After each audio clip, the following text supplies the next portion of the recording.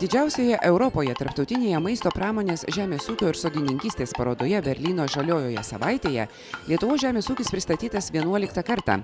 Jau tapo tradicija, kad šalia stambių maisto perdirbimo įmonių savo originalius gaminius Vokietijos gyventojams pristato ir mūsų šalies ūkininkai. Pirmą kartą į parodą savo pagamintų ekologiškų ožkų pieno sūrių atvežusi ūkininkė Dalia Eimužytė pastebėjo, kad vis daugiau Lietuvos ūkininkų atranda vakarų Europos rinką, o vis daugiau vakariečių atranda Lietuvos gamintojus. Mums reikia kuo daugiau įsijungti ir ūkininkam, ir verslininkam, ir į tas organizuojamas parodas svetur, nes mūsų yra šalis maža ir kuo daugiau stengtis eksportuoti. Bet be paramų, tai mes būsime atsilikėliai, paskutiniai atsilikėliai. O parama suteikia žmogui galimybę greičiau pasiekti savo tikslus, greičiau svajonės įgyvendinti ir be abejo aš visus skatinu tik tai. Ir sakau, padėsiu, patarsiu, ką daryti, kaip daryti.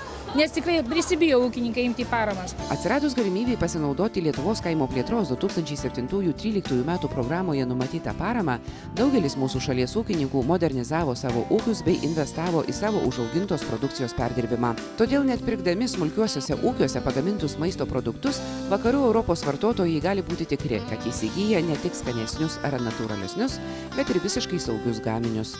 Tie, kurie ėmė tas paramas, jie šaunuoliai, taip turėjo būti, turėjom griebti visi iš visų kampų, bet visi bijojo taip kaip ir mes. O jeigu reikės grąžinti, kaip žemaitis sako, reiks atiduoti, kon tada darysime, iš kur mes bagausime.